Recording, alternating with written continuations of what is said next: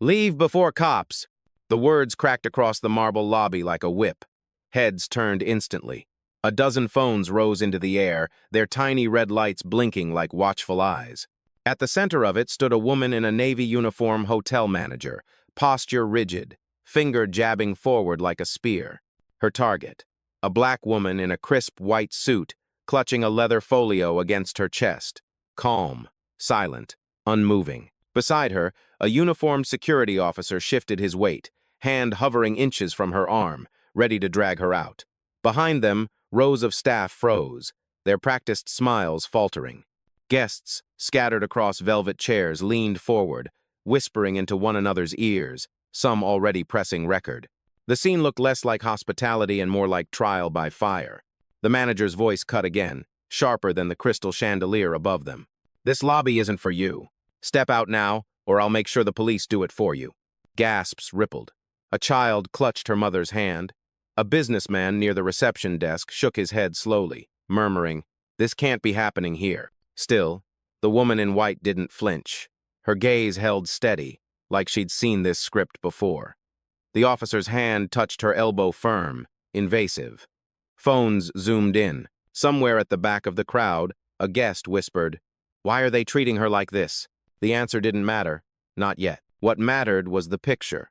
A calm figure surrounded by hostility, dignity pressed under suspicion. She could have shouted. She could have protested. She didn't. Her silence charged the air more than words ever could. The manager leaned closer, lips curling in disdain. "People like you don't book suites here. Stop pretending." It wasn't just rejection. It was erasure, spoken loud enough for marble walls to carry. Before we continue, where are you watching from? Drop your city or country in the comments below. And if you believe in dignity and justice, hit like and subscribe. These stories spark change. And we're glad you're here. Now, back to her. The black woman's jaw tightened, but her stance remained firm. She wasn't dressed in glittering jewelry or flashing designer logos. No entourage. No fanfare. Just a clean white suit and the quiet presence of someone who didn't need spectacle to command attention. The crowd saw a guest on trial. What they didn't see, not yet, was an owner in disguise. Phones kept filming. Murmurs grew louder. One young concierge standing off to the side bit her lip, shifting uneasily. She knew the name. She had seen it on the system this morning, but fear pinned her silent for now. The officer moved again. "Ma'am, you need to comply." His voice was calm, but his hand wasn't. Fingers grazed her arm, the gesture heavy with assumption. The manager smirked. "See? Even security knows you don't belong." And in that charged second, the lobby was no longer neutral ground. It was a stage. Every breath, every glance, every raised phone became part of a story about to turn. What none of them realized was how little time they had left before truth unraveled every lie spoken in that hall. Because in less than 2 minutes, the woman they tried to throw out would strip this hotel of its gatekeepers one by one. 2 hours earlier, she had walked through the revolving doors of the Horizon Grand alone. No entourage, no cameras, no flashing nameplate announcing her power. Just a woman in a white suit carrying a black leather folio, blending into the morning bustle like any other traveler. Her name was Alicia Morgan, 42 years old, founder of Morgan Hospitality Group, the very corporation that had purchased the Horizon Grand 3 years ago. On paper, she was worth nearly $500 million. In this lobby, at that moment, she was treated like she was worth nothing at all. That was intentional. Alicia believed in seeing truth unfiltered. When she visited her own properties, she left behind the symbols that shouted wealth. No logo handbags, no diamond watch, no assistant trailing 3 steps behind. She preferred silence. She preferred the test. This morning was one of those tests. She had booked the presidential suite under her real name. No pseudonyms, no favors. The reservation sat clearly in the system. But the moment she stepped to the desk, the temperature of the lobby shifted. The manager's smile tightened. A clerk's brow furrowed. And without a single word spoken, Alicia knew. The same battle again. It wasn't new. At 25, she had walked into a boutique hotel in Atlanta after closing her first investment deal. She was exhausted, dressed in slacks and a navy blouse, holding a reservation in her hand. The front desk agent scanned her ID 3 times, then looked her dead in the eye and said, "This can't be you." That night, she slept in her car. At 30, Fresh off her third property acquisition, she checked into a resort in Miami. The concierge laughed when she handed over her platinum card. He waved it like a toy and muttered, "People like you borrow these." She didn't argue then either. She simply remembered. Every word, every tone, every dismissal, and she built. Now, standing in the Horizon Grand lobby, the crown jewel of her portfolio, she was facing the same lines again, recycled through new mouths. Your card looks suspicious. Your reservation doesn't exist. People like you don't belong here. Each phrase carried the same script, just dressed in different uniforms. But Alicia didn't tense. She didn't beg. She placed her folio calmly on the counter, her eyes steady on the manager. Because the truth wasn't in whether they believed her. The truth was in how they revealed themselves when they thought she had no power. Guests around her shuffled, some annoyed at the delay, others quietly sensing the tension. One young concierge, Elena Ruiz, 26, looked up from her station, her face pale. She had seen the name earlier, highlighted with a gold tag in the system. Owner-level access. She hesitated, lips parting, but fear closed them again. The manager didn't hesitate. He leaned across the counter, voice sharp. "Security, remove her. This woman doesn't belong." Phones tilted higher. Fingers tapped record. And in the middle of it all, Alicia stood anchored, a figure of silence in a sea of noise. She knew exactly what she was doing. She was waiting. Waiting for them to say the next line. Waiting for the moment they crossed the line from arrogance to erasure. Waiting for the evidence she didn't need, but the world did. Because Alicia Morgan wasn't just here for a stay. She was here to prove a point. That power doesn't need to shout. It only needs to stand still long enough for injustice to reveal itself. And in less than 2 minutes, that stillness would turn into reckoning. The words spread like smoke. Fraud, trespasser, fake guest. They didn't whisper them. They let them ring across the lobby as if humiliation were hotel policy. The manager's voice cut louder. "Your reservation doesn't exist. We don't tolerate scams here." Beside him, a clerk with neatly pressed sleeves leaned over, eyeing Alicia with open disdain. "She doesn't even look like a VIP, he muttered, not caring who heard. That single sentence landed harder than the threat of police. It wasn't about paperwork anymore, it was about perception. The security officer stepped closer, his stance deliberate, his shadow falling across Alicia's shoulder. His fingers brushed the inside of her arm. The motion was subtle, but the message was blunt. You're leaving, whether you walk or not. The lobby thickened with silence, then cracked. A guest near the window pulled out his phone. Another near the elevator tapped hers, already live streaming. The red icons glowed in reflection against the marble floor. "Are you seeing this?" a man whispered on camera. His friend replied, "Yeah, this is ugly. We're at the Horizon Grand, and they're trying to throw out a black woman who says she has a reservation." The recording spread through the room like electricity. Every person holding a phone became part of a chorus. Some shook their heads in disbelief. Some muttered protests under their breath. Others simply stared, their silence saying enough. But the staff didn't stop. The manager slammed his hand on the counter. "Security now. Escort her out." His voice echoed like a judge handing down a sentence. The officer's grip tightened. Guests gasped. The air trembled with the sound of people choosing whether to stay silent or to speak. One young concierge, Elena Ruiz, finally moved. Her voice cracked but carried. "Sir, her name is in the system. I saw it this morning." The manager's head snapped toward her. "One more word," he hissed, "and you're out too." Elena froze, lips sealed again. Her eyes darted back to Alicia, pleading, apologetic. She wasn't ready to risk her job, not yet. The humiliation didn't end there. Another staff member, a younger man with a smirk carved into his face, gestured toward the folio in Alicia's hand. "Anyone can buy a leather folder. Doesn't mean she belongs in a suite." Laughter flickered behind the desk. Not loud, but sharp enough to cut. Alicia didn't move. Her silence grew heavier, like gravity itself. She blinked once, slow, deliberate. Every second of restraint was a storm coiled tight inside her. A guest seated nearby couldn't take it anymore. He stood, phone raised high. "This isn't service. This is discrimination," he declared, his voice echoing across the lobby. Eyes shifted. More phones lifted. The story wasn't just hers anymore, it was theirs. And still, Alicia remained still. Because silence, in the right hands, isn't weakness. It's the fuse before the explosion. And the lobby, though no one realized it yet, was seconds away from detonation. The grip on her arm lingered, but Alicia didn't flinch. She didn't yank away, didn't raise her voice. Instead, she straightened her spine and let the officer's hand rest there like dead weight. The silence she carried into the lobby now stretched wide, filling every corner until it felt louder than the accusations themselves. The manager leaned closer, his tone dripping with triumph. "See? No fight, no proof. Just a trespasser hoping to bluff her way upstairs." Alicia's lips parted, but not in protest, only in breath. A slow inhale, a slow exhale. Her gaze didn't waver from the middle distance, as if she were looking through the marble walls into something far larger than the room could hold. Guests murmured. Some expected her to argue, to flash anger, to shout her innocence. She gave them none of that.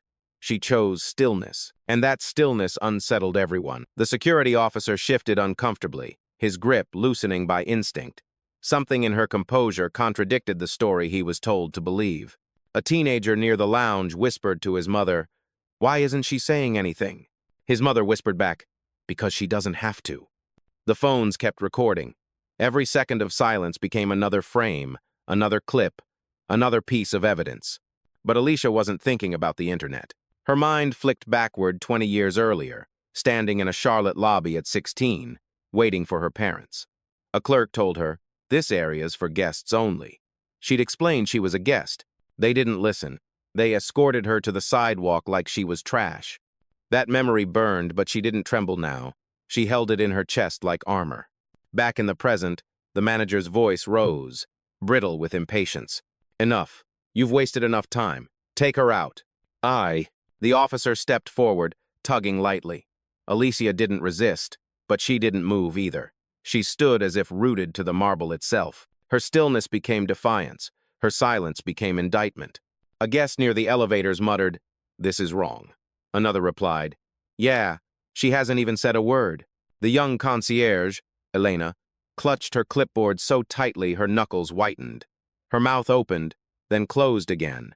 Fear still won, but doubt was written clear across her face. The manager saw it. He pounced. "Don't listen to her silence. That's guilt. That's all it is." But the crowd wasn't convinced. They watched a woman accused, insulted, nearly dragged away without raising her voice once. And something about that picture unsettled them more than shouting ever could. Alicia finally moved, but only slightly. She shifted her folio under her arm, placed her free hand calmly over the officer's wrist, and lowered it gently, firmly until he stepped back without realizing he'd obeyed. No words, no struggle, just control. The lobby held its breath. Because sometimes, the loudest sound in a room isn't a shout. It's the silence that refuses to break. And Alicia Morgan had mastered that silence. The lobby had become a theater, and every guest a spectator. But spectators don't stay quiet forever. From the velvet chairs near the bar, a young man in a denim jacket lifted his phone higher. His live-stream chat scrolled with comments. "What hotel is this? Is this really happening in 2025? Stay strong, sis. People need to see this," he said aloud, voice trembling with both outrage and adrenaline. Across the room, a woman in her 30s pressed record on her phone, too. She turned the camera on herself, whispering to thousands she didn't even know. "We're at the Horizon Grand in downtown. They're trying to throw out a black woman who hasn't even spoken a word." The red lights multiplied. Dozens of angles captured the same picture. One calm woman, a wall of staff, and a lobby audience shifting uneasily. The manager noticed. His face tightened. "Stop filming! This is private property!" he barked. But no one stopped. If anything, more cameras went up. The tension was no longer contained, it was broadcast. Elena Ruiz, the young concierge, clutched her pen so tightly it nearly snapped. She had stayed quiet too long. Finally, she stepped forward, her voice shaky but audible. "Her name is in the system. I saw it this morning. She has a reservation." The room gasped. The manager spun on her, fury flashing in his eyes. "Silence, Ruiz. One more word and you'll be out the door with her." Elena froze. The pen in her hand quivered, but she didn't speak again. Not yet. Still, her words had cracked the facade. A father near the window, holding his toddler, spoke louder than he intended. "So she does belong here?" Murmurs swelled. The guests weren't sure what to believe, but doubt had entered the lobby, and doubt is contagious. Alicia remained silent, unmoved. She didn't nod at Elena, didn't smile at the father, didn't reach for the cameras. She simply stood, allowing the storm to swirl around her. The manager, desperate to reassert control, raised his voice again. "She's lying. This woman is a fraud. Security, get her out now." The officer stepped forward, but the crowd had shifted. Phones angled closer, capturing every move. The officer hesitated, aware that one wrong touch could echo across the internet before he even let go. Then came the breaking point. A woman seated by the grand piano stood abruptly, her voice sharp as glass. "This is wrong. She hasn't resisted. She hasn't shouted. You're humiliating her in front of all of us." The words rang louder than the manager's orders. Other guests joined. A man shouted, "Let her prove it." Another, "She gave you her card. Why won't you check it?" The staff faltered, exchanging nervous glances. The script was slipping, and still, Alicia said nothing, because she understood something they didn't. Silence was not submission, it was preparation. And now, witnesses were doing what she had chosen, not to speaking the truth out loud. The lobby was no longer a stage for her humiliation. It was becoming a courtroom, and in that courtroom, the crowd had just taken her side. The manager's jaw tightened, veins rising at his temple. The crowd murmured louder, but he only raised his voice to drown them out. "This woman is no guest. She forged a reservation, handed over a fake card, and now you're all being fooled." He turned to his staff. "Lauren, lock her card in the safe. Kevin, call the bank. We're flagging this as fraud." A clerk, Kevin, young and eager to please, snatched the black credit card Alicia had laid on the counter earlier. He held it up like a prize, then slid it into a steel drawer with a smug grin. The loud click of the safe shutting reverberated across the marble floor. Gasps followed. Guests whispered, "They just took her card. That's theft. This is insane." A woman filming muttered, "They're not protecting the hotel. They're protecting their prejudice." Elena Ruiz, the concierge, looked horrified. Her lips trembled as she whispered, "That's not protocol." But she was too quiet for anyone but Alicia to hear. The manager leaned forward, his words slicing the air. "Enough games. Leave before I have you arrested. People like you always think you can cheat the system. Not today." The phrase hung heavy, sharp as a blade. "People like you." Alicia blinked once, slow, measured. She didn't speak. She didn't reach for her card.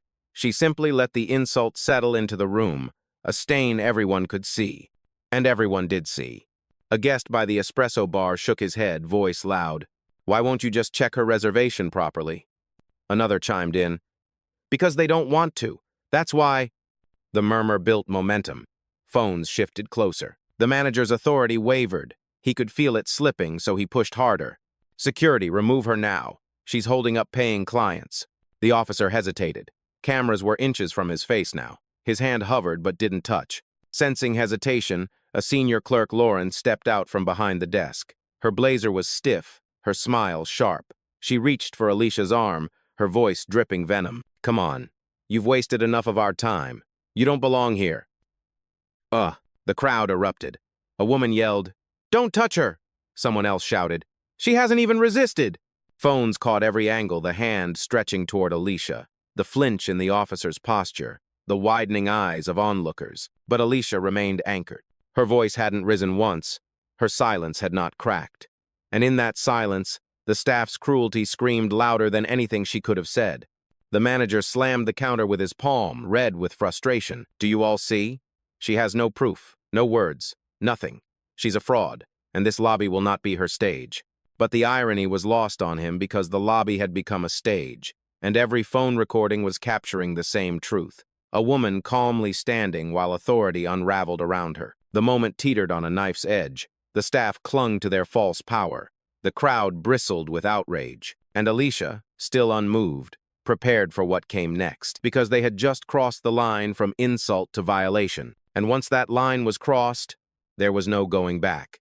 Lauren's hand closed around Alicia's arm. Not gently, not with hesitation. A firm yank meant to erase her from the lobby. Gasps shot through the crowd. Phones surged higher, screens glowing like spotlights on the moment. "She just grabbed her," a guest shouted, his voice echoing against the chandeliers. The officer froze, caught between duty and fear of becoming a viral villain. But Lauren didn't care. She leaned in, her breath sharp. "You're embarrassing yourself. Walk out before this gets worse." The manager, emboldened, barked over her shoulder. "Security, call the police. We're pressing charges for fraud." The words detonated in the lobby. "Police! Charges!" The crowd erupted into protests. "She hasn't done anything," one woman cried. "This is harassment," another shouted, phone trembling in her hand. Still, the officer reached for his radio. Static crackled as he began. "Dispatch, Horizon Grand, requesting..." But Alicia finally moved. Her free hand lifted slowly, not in panic, but in precision. She pressed the officer's wrist down, firm but calm, lowering his radio back to his side. The gesture was measured, controlled, unyielding. And she still hadn't raised her voice. The lobby's air thickened. Even the chatter dulled. Silence wrapped the room again, broken only by the clatter of someone's glass tipping on a table. The manager mistook the silence for victory. He slammed the desk with open palm, veins bulging. "Do you all see? Fraudsters always stay quiet when they're caught. She has no proof, just silence." But the crowd wasn't convinced. Phones zoomed in on Alicia's steady face, her posture calm despite the hand still gripping her arm. Guests whispered, "She hasn't resisted once. And she's calmer than all of them. Why won't they check her reservation?" Lauren, stung by the shifting mood, snapped louder, "Because she doesn't have one. Because she doesn't belong here." Her voice cracked on the last word, sharp and desperate. And then came the final straw. Kevin, the eager clerk, pulled the black credit card from the safe with a flourish. He waved it for the crowd to see, then slammed it against the counter until the plastic snapped, splintering in half. "Fake. Worthless. Just like her story." The room gasped. Even the officer's hand faltered at Alicia's side. Phones captured every second the crack of the card, the sneer on Kevin's face, the stunned silence that followed. A woman near the piano shouted, "That's destruction of property." Another yelled, "You just broke her card on camera." The live stream comments lit up in real time. "Unbelievable. This is a lawsuit. Keep recording." And through it all, Alicia's expression didn't change. Not fear, not anger, only stillness, because she knew what they didn't. Every insult, every violation, every broken piece of plastic was another nail in their own coffin. And now, with the police on their way and the crowd erupting, the staff had crossed a line they couldn't uncross.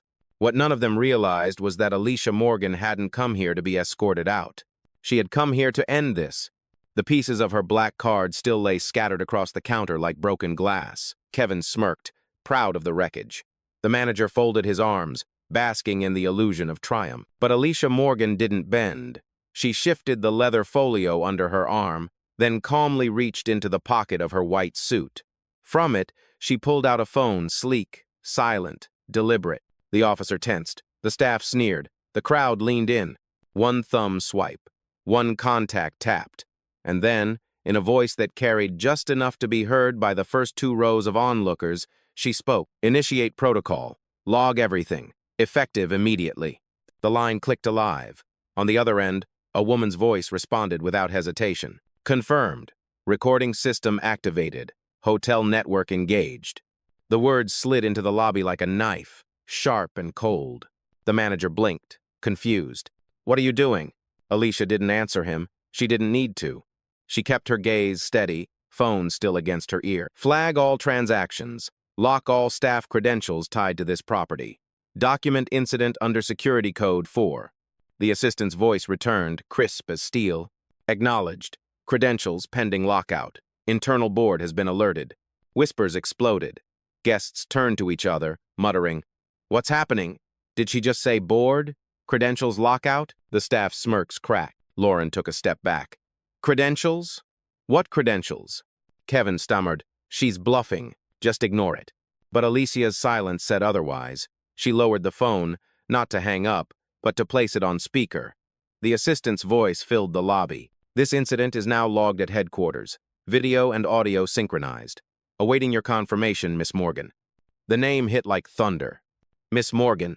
Phones jerked higher. Guests gasped. Elena Ruiz, the young concierge, covered her mouth, eyes wide. She had seen the name in the system this morning highlighted gold, flagged owner-level access. The manager's face drained of color.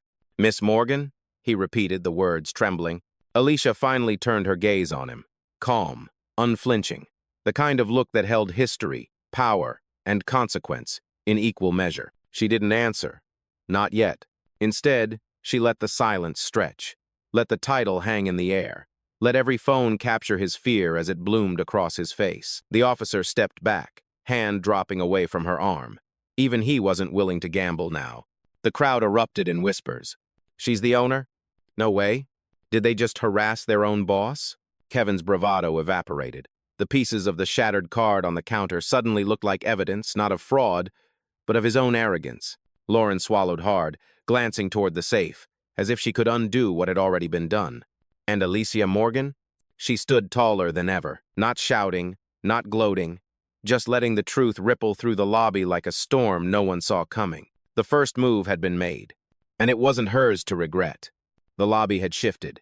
Just seconds earlier, Alicia Morgan was a fraud, a trespasser, a woman to be dragged out. Now, her name spoken over speakerphone hung in the air like a verdict. Miss Morgan. The murmurs swelled. She's the owner? No, she can't be. Wait, Morgan, as in Morgan Hospitality. Every phone in the room captured the same image. The manager's smug confidence draining into pale confusion. Lauren's mouth parting in shock. Kevin staring at the broken card pieces like they were handcuffs. The assistant's voice echoed from the phone again. Board acknowledgement confirmed. Authorization pending your word, Miss Morgan. The manager staggered forward, stammering. Thursday, this is a mistake. You're not. You can't be. Alicia finally moved. She picked up the shattered halves of her card, holding them delicately between her fingers. She turned them so the embossed name glinted under the chandelier. Alicia Morgan. Her voice, when it came, was steady, low, and undeniable. You called me a fraud in a hotel I own. The room erupted. Gasps, shouts, applause from a cluster of guests who had seen enough. Phones shook in trembling hands, broadcasting her words live to thousands. The manager's face collapsed into horror. This isn't possible. Alicia stepped closer, each heel strike echoing across marble like a gavel. 3 years ago, I bought this property. I rebuilt its reputation. I paid your salary, and today, you tried to erase me from my own lobby. Her words cut sharper than any accusation he had thrown. The officer backed away fully now, palms raised, unwilling to be anywhere near the fallout. Elena Ruiz finally stepped forward, her voice finding strength. It's true. Her name is in the system owner-level access. I saw it this morning. The crowd erupted again. Someone shouted, "We believe you!" Another cried, "This is justice!" Lauren tried to interject, desperate. She's bluffing. This is all a performance. But Alicia turned her gaze on her, calm as ever. If this is a performance, then tell me why your badge will stop working in 30 seconds. Oh. The color drained from Lauren's face. Kevin stuttered, I didn't mean. Alicia raised the broken card again, eyes locking on him. You destroyed proof of my identity. On camera. That is theft. That is misconduct. And that is the last act you'll perform under this roof. The crowd roared. Phones streamed. Justice was no longer just felt, it was visible, undeniable, irreversible. The manager collapsed against the desk, his authority gone, his voice barely a whisper. You're really her. Alicia nodded once. Precise. Final. I am. And this lobby belongs to me. The words dropped like thunder, shaking the room more than any shout ever could. And in that moment, every staff member realized the power they thought they held had never been theirs to begin with. The silence after her words didn't last long. It never does when truth detonates. A ripple ran through the crowd first, gasps, then shouts, then thunderous applause. Guests rose from velvet chairs, phones still high, cheering like they had just witnessed a verdict delivered in real time. She owns this place, someone cried. They tried to throw out their own boss. Another shouted, disbelief twisting into fury. The live streams exploded with comments. History being made right now. This is the definition of poetic justice. Fire them all. The manager stumbled backward, his chest heaving. His face, once sharp with control, looked hollow now, drained of every ounce of authority. His lips moved, but no words came out. Lauren clutched her badge, eyes darting toward the exit as if escape could undo what had already been etched in video and memory. No, this can't, she whispered. Kevin, hands shaking, crouched to pick up the broken card fragments. But the gesture wasn't repair, it was desperation. His smirk was gone. His career, too. Even the officer, who had nearly dragged Alicia away, lowered his head. He stepped aside quietly, as though invisibility could absolve him. And then Elena Ruiz, the young concierge, stepped fully into the light. Her voice rang clear now, strong enough for every corner of the lobby to hear. They ignored the reservation. They mocked her. They stole her card. And they did it all in front of us. The crowd erupted again. Phones swiveled to her, recording her testimony. For the first time, Alicia turned her gaze to Elena and offered the smallest nod, a silent acknowledgement of courage. The manager snapped, desperate to salvage control. Everyone, calm down. This is a misunderstanding. But no one listened. Guests stood between Alicia and the staff now, a human barrier of witnesses. Some shouted, "Apologize." Others demanded, "Justice." A woman at the front desk slammed her palm down on the counter, glaring at Lauren. "You don't speak to people like that ever." The hierarchy inverted before their eyes. The once commanding staff were cornered, pale, exposed. The guests, customers, strangers, witnesses had become a jury, and the verdict was unanimous. Phones streamed every second. The applause didn't stop. And Alicia? She stood at the center, still calm, still silent. Because she didn't need to command the room had already chosen its side. The manager dropped into the chair behind the desk, head in his hands. Lauren paced like a trapped animal, whispering fragments of excuses. Kevin stared at the safe, wishing it could swallow him whole. The collapse was complete. What had begun as humiliation for one woman had become humiliation for an entire staff, broadcast, recorded, immortalized. And Alicia Morgan hadn't even raised her voice. The clamor of voices hushed the moment Alicia lifted her phone again. Her tone was measured, almost gentle, but every syllable struck like steel. Effective immediately. Terminate their access. Lock their badges. Freeze their credentials. On speaker, her assistant's voice returned. Confirmed. Horizon system engaged. Executing lockout now. A beat of silence, and then it happened. The manager's badge, clipped to his lapel, flickered red. He slapped it against the desk scanner in panic. Nothing. Lauren tried hers, it buzzed twice, then went dark. Kevin's lanyard beeped a flat denial when he waved it. Gasps rippled through the lobby. Guests leaned forward, filming the exact second power shifted hand. No, this can't be real, Lauren stammered, pressing the dead badge over and over. Alicia's gaze didn't soften. You humiliated me in my own house. You stole from me. You mocked me. And you did it all under the name of policy. That policy ends today. Yeah. The manager tried one last plea, his voice cracking. Please, don't do this in front of them. But Alicia cut him off, her words sharp and final. I don't need privacy for justice. I need witnesses. And here they are. The crowd erupted applause, cheers, chants of, "Fire them!" echoing through marble walls. And in that thunder, the staff who once ruled the lobby now stood stripped bare, powerless, erased by the very system they thought they controlled. The lobby was unrecognizable now. What had begun as a stage for humiliation had become a hall of reckoning. The staff, stripped of access, badges glowing red like scarlet letters, stood frozen in shame. The crowd, guests, travelers, strangers clapped and shouted, their voices rising into a wave of vindication. At the center of it all, Alicia Morgan remained still. Her white suit gleamed under the chandelier, untarnished by insult, untouched by rage. She didn't smile. She didn't gloat. She simply breathed, steady and calm. Then, for the first time since stepping into the hotel, she raised her voice to the entire room. The problem was never that you didn't know who I was. The problem was how you treated someone you thought didn't matter. The words struck harder than any lockout, harder than any termination. They weren't just for the staff, they were for everyone watching, in the lobby and across countless live streams already flooding the internet. A hush followed. Even the applause stilled. Every guest leaned into the weight of her truth. And then, slowly, the clapping returned louder, stronger, unanimous. Alicia gathered the broken halves of her card, slipped them into her folio, and turned toward the exit. Not escorted, not forced walking out on her own terms. Behind her, the former manager called her name, pleading. She didn't turn back, because justice, once delivered, doesn't need an encore. And in the Horizon Grand that day, the verdict was clear. Silence had spoken louder than power, and dignity had won.